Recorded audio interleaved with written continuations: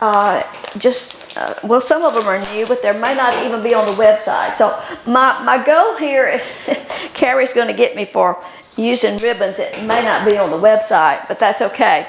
I just wanted to show you some technique more than anything else, versus the patterns I picked out or that sort of thing. This will be kind of a generic bow, and I'm going to start out with this 2.5 inch. Drop it on my Bowmaker, my spool holder, and I'm going to make my tails about 10 inches. So I'm measuring at the 10-inch mark, and I'm going to pinch that up, drop it in the slot, give it a twist, pull that tail to me, just get it out of the way, and I'm going to make a 6-inch loop. Now, typically, a wreath bow, if I come out to the 6-inch mark, my wreath bow is going to be about 12 inches. If you want a 14-inch bow, you come out to the 7 and so forth. Usually I make mine somewhere between 6 or 7 inches, which makes a 12 to 14-inch bow. It just depends on the wreath. Sometimes you don't need much of a bow, and then other times you need a big bow. So this will be kind of a typical wreath bow, and I'm going to use several different ribbons, but we're going to do 2 loops on each side of this polka dot ribbon. All these loops will be 6 inches.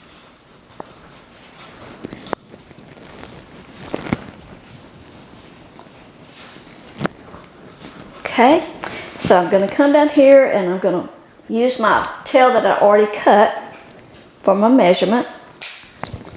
And then I'm just going to alternate my ribbon. Now you can always, usually if I use a 4-inch ribbon, I may start with a 4-inch ribbon on the bottom, but you don't have to. You may want to use a 2.5 and then come across with the 4-inch, and I didn't bring any 4-inch ribbon out, so let me get these other ones out of the way. So next I'm going to use this 1.5-inch gold ribbon. This is a 50-yard spool, and I know it's not on the website anymore, but I brought it home because I'm thinking about using white and gold on my tree this year. So, and that's such a large spool, I'm not going to put it on my spool holder. I'm just going to roll some of that off. So I'm going to come out, cut that little folded thing off, and I'm going to make a 10-inch tail. Drop it down. This is a heavy glittered ribbon. I'm going to twist, bring that tail to the front. I'm going to make 6-inch loop. And there's just all different ways. I mean, you can make your ribbon so many different ways. You can put any number of loops that you want to put. For this particular one, I'm going to stop. I'm just going to use a loop on each side of the gold.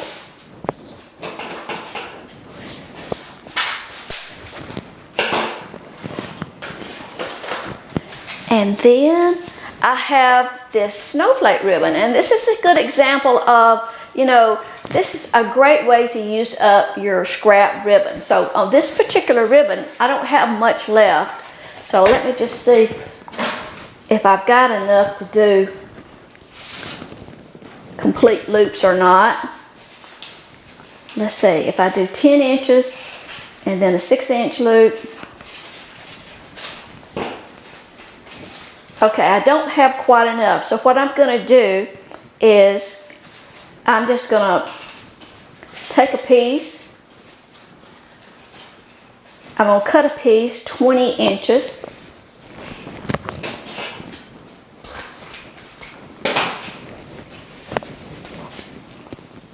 Find that center and just drop it down in there. So that won't have any loops, but it's going to add just a little different texture. That's a lot of glitter.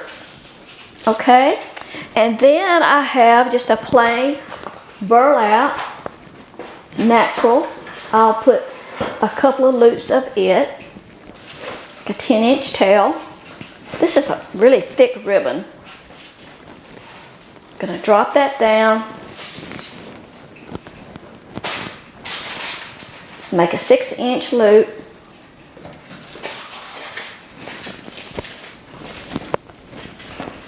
And you don't have to use this many different styles of ribbon either. I'm just going to do a loop on each side with that because that is really thick, stiff ribbon. Okay. And then I'm going to finish off with one more glitter ribbon.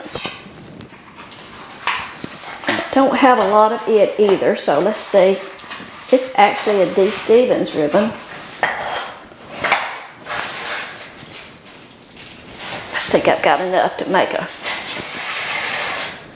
Okay, so I'm going to put, on this one, I'm going to drop in, I'm going to come in at about 5 inches. Of course, you can use your previous loop to measure with, or, you know, move your loops out of the way and look at your board.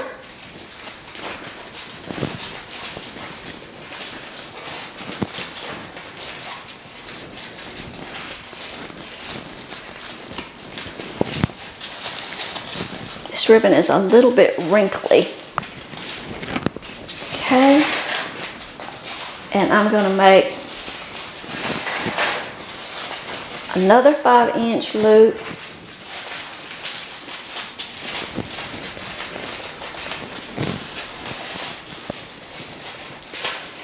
Okay, now I'm going to stop right here, and I don't have much ribbon left, so I've got 2 loops on each side of that style, so I'm going to, right here, I'm going to twist and I'm going to make a small loop,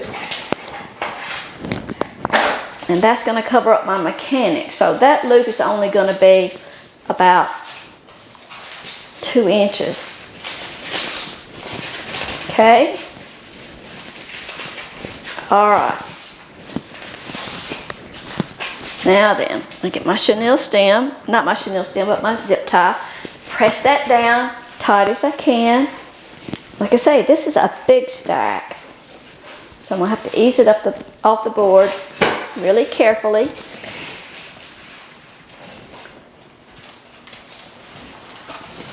Bring my zip tie around to the back and get it started.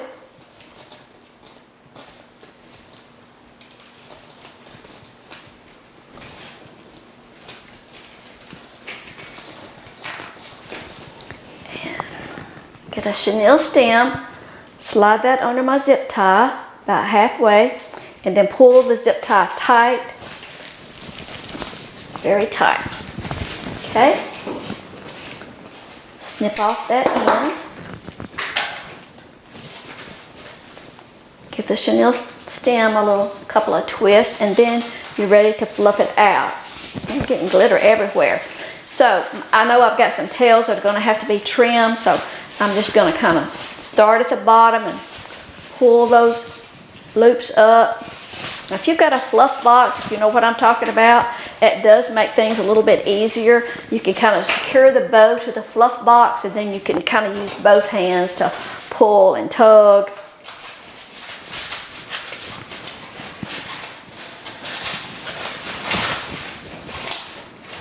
So next was my gold.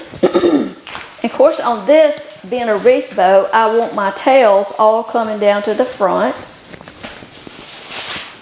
Kind of keep an eye on those. Got another polka dot tail somewhere, and I'm going to have to trim these tails, I know, when I'm done. But just pull all those tails to the front.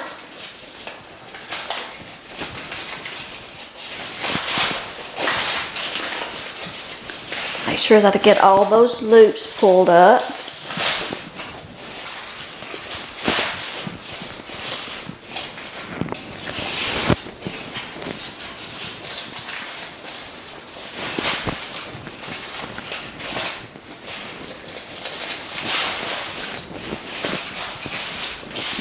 And that last little loop that we made on the front,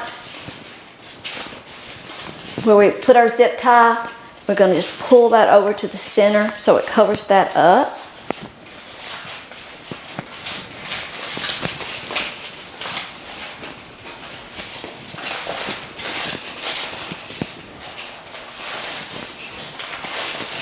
Okay, and now we're going to kind of look at our tails and see about shortening our tails a little bit. And remember that loop, that's just a straight piece that we put in there to add a little extra color. I want it to extend just a little bit beyond the loops, so I'm going to trim that off, dovetail that, both sides.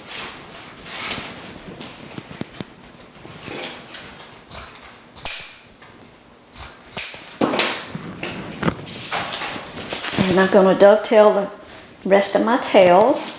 And sometimes you can't tell if you need to shorten, you can't tell about the length of your tails until you get your bow placed on your wreath, and even sometimes after you get your wreath positioned on your door. So don't worry if your tails are not all the same length, or if some are too long to start with.